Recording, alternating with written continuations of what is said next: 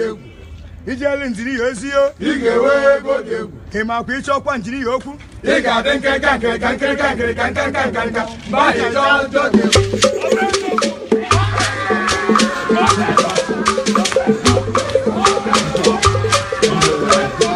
APC na the most sincere party where we get for Nigeria. Calm down, I'll explain. Some people won't bite me now. What do you mean by that? I will explain. And when I explain finish, you will not say, let's have the talk now. God have We never get any political party from Nigeria where they tell us what they go do and they go do. When Buhari they do a campaign, he talks say APC from top to bottom. from top to bottom. He no carry us from top to bottom. He no do anything he talk.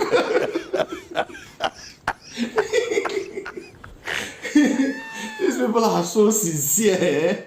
They are sincere to a fault. You don't get any other political party will be like that. PC is complete. You go talk about innovation. PC is very innovative.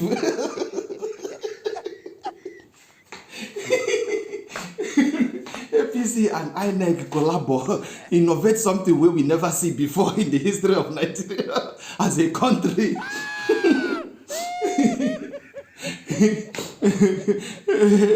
APC and INEC use their hand to come out sleep for Nigeria. Because since where INEC announced result by 4 a.m., Nigeria has not agreed sleep for night again.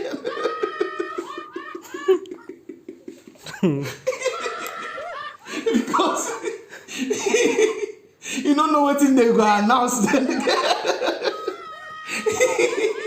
If you sleep, they go do another announcement.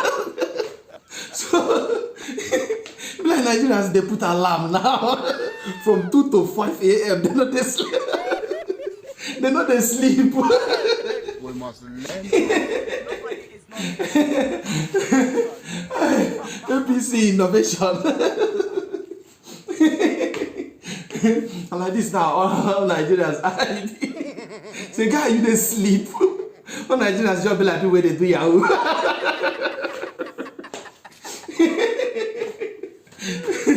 Very innovative political party. APC where the people where they talk say innovation, America. They need to innovate something where go transport person go back in time. You need to do and make somebody go back in time. APC tell you say don't worry. Should I back in time? Una go back in time because APC government come draw us. I don't know whether in 1972 they draw. This particular administration now come tell us say, no worry, we go see innovation now. You know, I think that time when they use leg worker, when I go see how as the end I say subsidy is gone. The whole Nigeria begin the trek.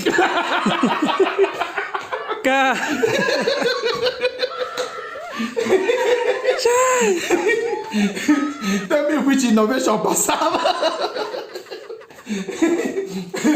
All Nigerians begin the trek now. Like say we did 1824.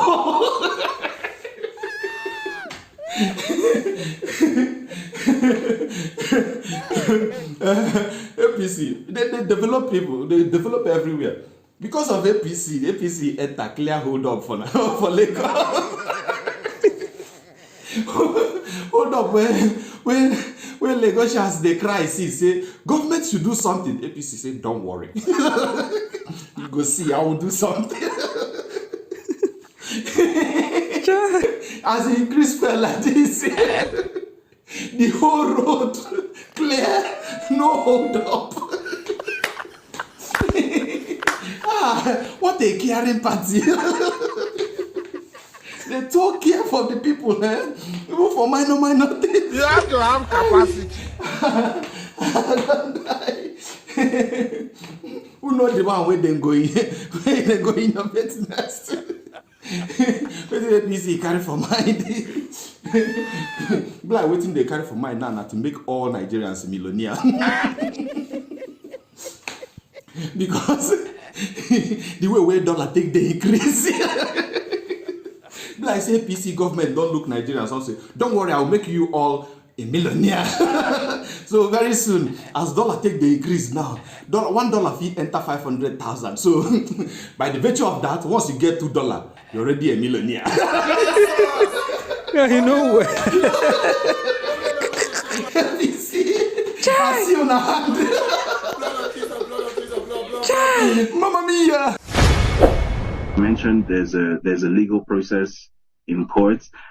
Even though I don't really have faith in the Nigerian judiciary to do the obvious thing, which is to disqualify him, because he clearly should never have been on the ballot. This person is a criminal, but there is still a chance that something could happen there. So this could be a method of sort of ensuring that that base is covered, that, you know, regardless of whatever decision is arrived at by the courts, that just by virtue of being in a state of war, he becomes essentially unremovable, which is permitted by the Nigerian constitution. The second thing is, it's clear to anyone who has I think a functioning pair of eyes that the French and the Americans are, for lack of a better term, blackmailing him. Because clearly, he's not really in control here. If you followed the situation from day one, it's been clear that the decisions that he has made are not the decisions of someone who has actually thought this through. These are the decisions of a puppet who has someone's mouth in his ear and someone's hand up his arse. You know, pardon my French. So, for example, 2 weeks ago, when this crisis initially erupted, under Nigerian law, a president is not permitted to deploy the Nigerian military outside of Nigeria without approval from the Senate, from the Parliament. It's not permitted. But he tried to circumvent that. He illegally deployed Nigerian special forces into Niger. And certain people within the Nigerian military actually were not on board with this at all. And they took an unprecedented step, right? They actually leaked a top secret document from the defense headquarters to me, right? Bear in mind that I'm viewed very much as a journalist who is almost like an enemy of state in Nigeria. So for the Nigerian military to actually leak such a document to me, I think that tells you everything you need to know about, you know, how this war is viewed even within the ranks of the Nigerian military. So after this document was leaked and I put it out, you know, I was accused of, you know, treason, you're betraying soldiers' locations, you should be picked up, blah, blah, blah, blah, blah. But it achieved, you know, that leak achieved its goal. It actually stopped that illegal invasion. And then he went to the Senate to ask for approval. The Senate turned him down. So now the tactic that has been adopted is to go hide behind ECOWAS and claim that, well, ECOWAS has approved the deployment of this thing called a standby force, right? First of all, who is ECOWAS? ECOWAS is Nigeria, right? So it's like saying, I don't know, if you're talking about the UK, right? And say there's something relating to football in the UK and you say, the British team. No, there's England, which is by far the dominant force. And then there's Wales and Scotland and Northern Ireland, you know, but England is the dominant force. There's a similar thing within ECOWAS. There is no such thing as ECOWAS in the real sense of it. There is Nigeria. Every single time that there has been a military intervention by ECOWAS, it's essentially been the Nigerian military being deployed. So that's like the latest attempt to sort of end run the refusal by the Nigerian parliament to grant him his war, because he obviously desperately wants this war. And the sheer amount of desperation that is being displayed here makes it clear to me that this isn't something that came out of his own head, right? And the noises coming out of Paris and Washington, D.C. just make this all the more obvious. You know, you essentially have President Macron almost issuing edicts. You know, for many years, the French have sort of tried to mask their openly colonial positioning within West Africa. I remember sometime in 2020, I personally even wrote an article in the Africa Report where I essentially pushed back on the idea that the French have direct colonial control of Africa. I critiqued the idea, right? Because, based on the understanding that I had there, look, the France of Charles de Gaulle and the France of today are, remarkably different countries, and it no longer sort of captures the French public imagination to have Africa under its thumb or anything. So for many years, that's the image that France has tried to curate in Africa. But this time around, it's shed all pretense. It's, as I said, visible to the blind and audible to the deaf. It's almost like, Macron screaming at Nigeria that, hey, go get me back my territory, and it's like, hey, Niger is a sovereign independent country, isn't it? Or it's supposed to be a sovereign independent country, isn't it? Why is there this much, angst? Because they essentially said, go home, we don't want you anymore. So it's clear that there are outside forces that are not just involved here, but that are actually in control, actually in the driving seat, which puts us Nigerians in a uniquely dangerous situation because, as you correctly stated, such a war wouldn't just be a problem within, Niger and Nigeria. The entire West African sub-region is going to go up in flames. You've mentioned that the Malians, the Burkinabes, the Guineans have already, signaled their support for Niger. Algeria has already sent a signal that it's going to stand with Niger as well. So potentially you could end up having an entire belt of chaos across the Sahel, right? Sudan is currently in chaos. Ethiopia and Eritrea are currently having issues. And as they're coming west, you're seeing that potential for an entire band of chaos. And the Russians are somewhere in the midst of all of this, allegedly, and they also have an interest in this somewhere too. So ultimately, regardless of what happens or does not happen to the US and French interests in the region, we are the ones who are going to suffer the consequences.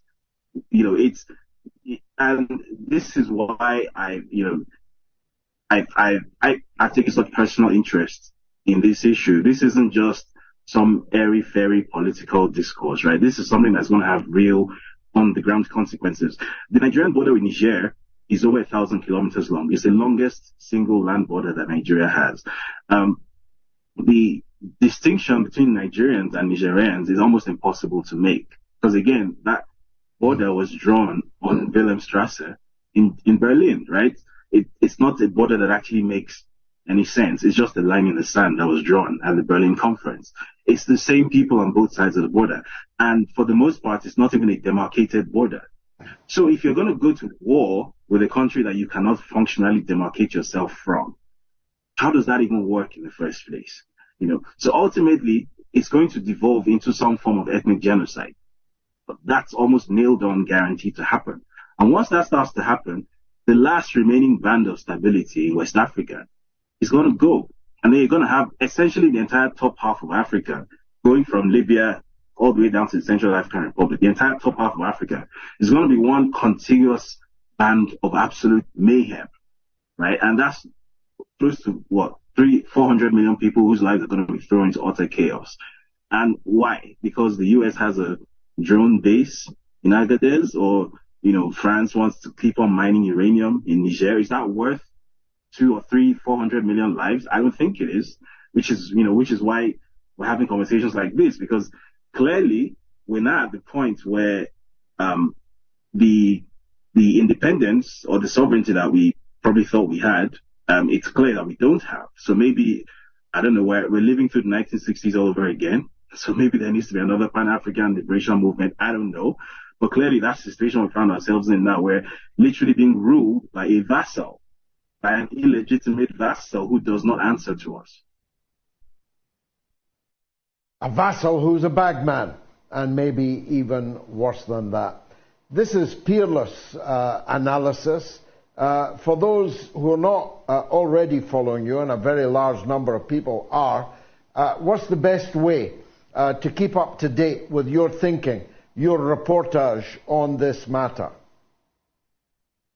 Right. So my platform is called West Africa Weekly. So that's westafricaweekly.substack.com. I also have a documentary channel on YouTube. It's called West Africa Weekly. And then you can find me on social media. It's my name, David Hundeyin. It's It's just there. So that's pretty much easy to find. Fantastic. I hope we speak again. Thank you, David, for joining us on the mother of all talk shows. Will Trump fight the 2024 elections?